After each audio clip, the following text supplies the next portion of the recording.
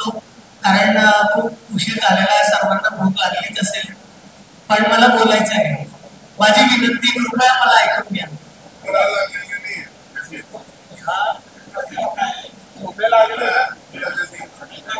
आणि सर्वात महत्वाचं म्हणजे मला सरांसमोर बोलायचंय म्हणून. तर मी सुरुवात याच्याने करतो की मी खूप लहान असताना माझ्या वडिलांनी मला एक शिकवलं. मला तर एवढे म्हणायचे की प्रत्येक माणसाच्या जीवनात 3 बाप असतात.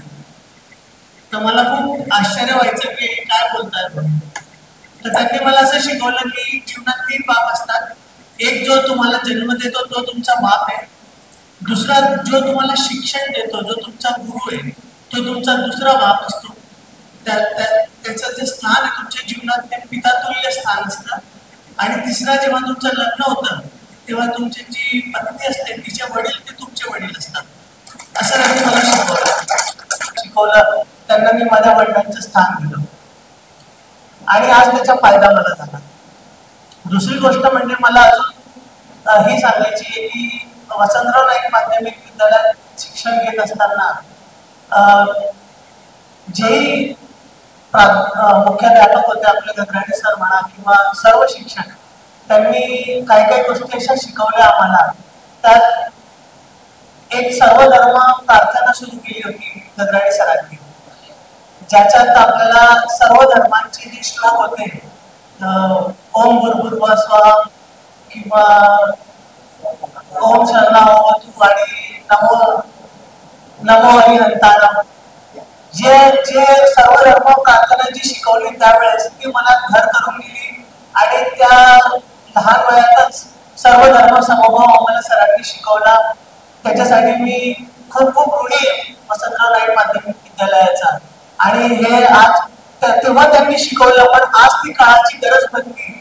हे मी माझ्या मुलांना शिकवतो, माझ्या सर्व मित्र परिवारांना मी नेहमी शिकवतो. सर्व धर्म समभाव म्हणजे काय असतं, मिळून मिसळून सगळ्यांमध्ये कसं राहायचं, एक दुसऱ्यांच्या कल्चरला कसं समजून घ्यायचं, ते आम्ही आमच्या वसंतराव नाईक माध्यमिक विद्यालयात शिकलो. त्याचा खूप खूप आभार मी मानू इच्छितो आमच्या सर्व शिक्षकांचा. मला आठवण येते जे देशभक्तीचे आम्हाला गाणे, जे कार्यक्रम व्हायचे, हो जाओ तैयार साथियों, हो जाओ तैयार, अर्पित कर दो तन मन धन, मांग रहा बलिदान वतन. म्हणजे विशेष आभार मानतो आम्हाला जे या गोष्टी वसंतराव नाईक माध्यमिक विद्यालयात शिकायला मिळाला. खरंच करायचं होतं विशेष म्हणून. आणि मला एक 2 शेर तुम्हाला प्रस्तुत. हबीब सरांनी एक शेर ऐकवलं, त्याच्यावरून मला एक शेर आठवण आली कि मिटा दे अपनी हस्ती को अगर तुम मर्तबा चाहे, मिटा दे अपनी हस्ती को अगर तुम मर्तबा चाहे, कि दाना खाक में मिलकर खुले गुलजार. शेतकरी मित्र आहे त्यांना माहिती आहे की तो दाना जेव्हा मातीत जातो तेव्हा त्याचं काय होतं हे काही सांगायची गरज नाहीये. तर त्याच्यासाठी सर्वात आधी मातीत जावं लागतं आणि त्याच्यानंतर त्याच्यातून मग प्रगती होते.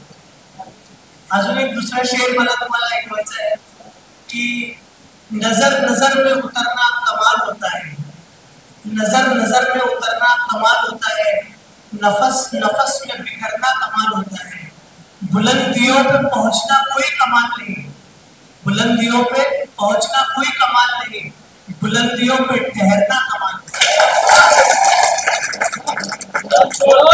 प्रगती सर्वांची होते, प्रगती सर्वजण करतात. चांगला माणूस वर जातो, वाईट माणूस कुठल्या वाईट रस्त्यावर जरी गेला तरी तो वर जातो.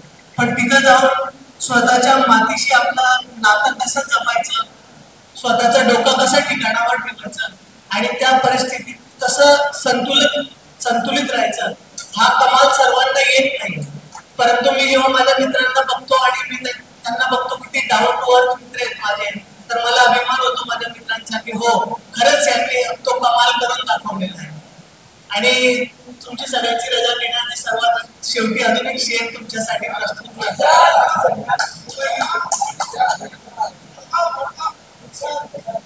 मेरा